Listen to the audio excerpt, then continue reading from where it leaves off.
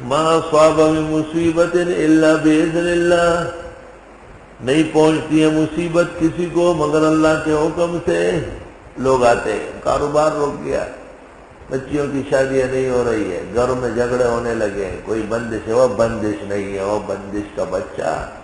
قرآن پر ایمان لا، مصیبتیں اللہ کے حکم سے آتی ہیں۔ وَمَن يُؤْمِن بِاللَّهِ يَهْدِ قَلْبَهُ، اور جو کوئی ایمان لائے اللہ پر وہ مضبوط کر دے گا اس کا دل۔ اللہ کا لاکھ لاکھ شکر ہے کہ ہر وقت ہدایت قلب حاصل ہے، قلب بالکل مجلہ ہے اللہ کے فضل سے، منور و معطر ہے۔ حضرت خدے کا اندرو خان جام د جمشی، او پدی جام کے ورخانا تمام عالم شی۔ دل کو جب اللہ روشن کرے جام جمشید بن جاتا ہے اور اس میں سارا جہان نظر آتا ہے۔ حضرت خدے کا اندرو خان جام د جمشی، او پدی جام کے ورخانا تمام عالم شی۔ واللہ بکل شیء علیم، واطیعوا اللہ واطیعوا الرسول، کہاں مانو اللہ کا اور کہاں پیغمبر کا۔ فَإِن تَوَلَّيْتُمْ، پس اگر تم نے منہ موڑا، فَإِنَّمَا عَلَىٰ رَسُولِنَا الْبَلَاغُ الْمُبِينُ، پس بے شک ہمارے پیغمبر کے ذمہ پہنچانا ہے واضح۔ ہمارا کام تو آپ تک پیغام دینا تھا۔ بشنود یا نشنود من ہائے ہوئے میں کو نہ ہو، کوئی سنے یا نہ سنے ہم نے توحید کا نعرہ لگایا۔ کون سنتا ہے کہانی میری اور پھر وہ بھی زبانی میری، لیکن کوئی نہ کوئی تو آ جائے گا سن لے گا۔ کہتا ہے کون نالے بلبل کو بے اثر، پردے میں گل کے لاک جگر چاک ہو گئے۔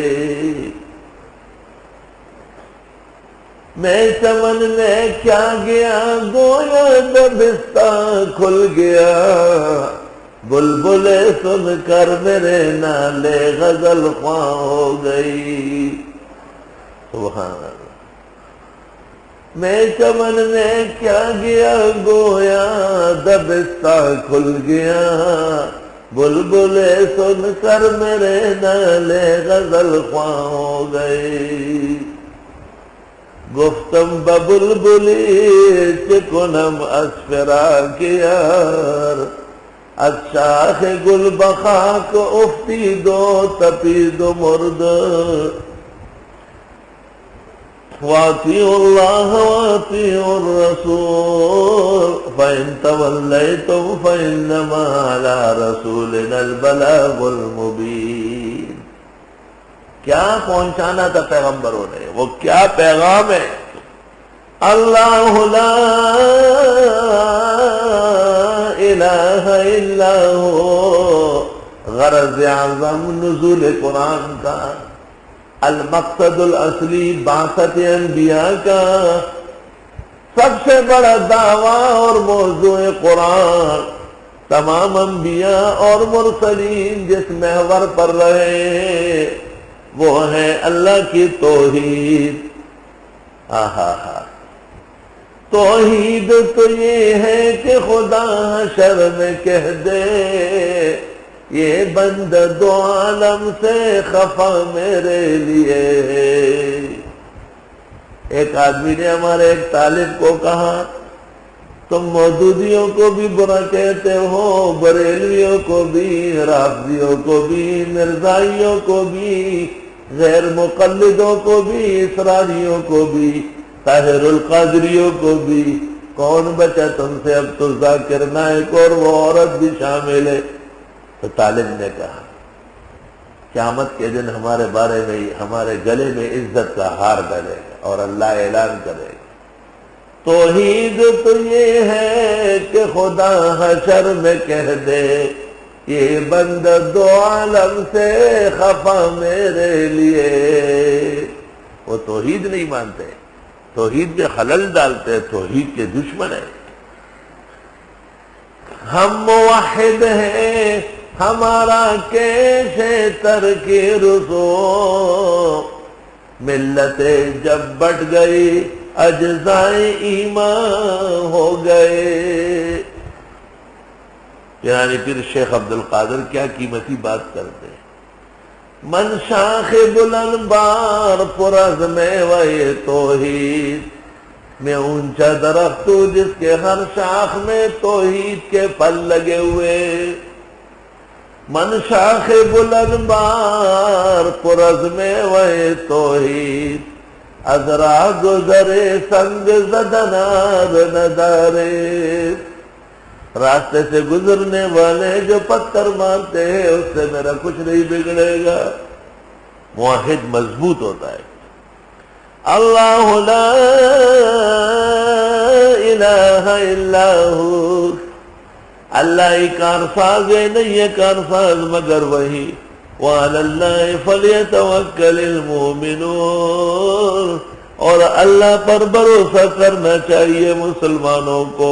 آیت کا حاصل یہ ہے کہ جب عقید توحید اللہ نے نصیب کیا ہے تو پورا بھروسہ اور توکل صرف اللہ پر کرو۔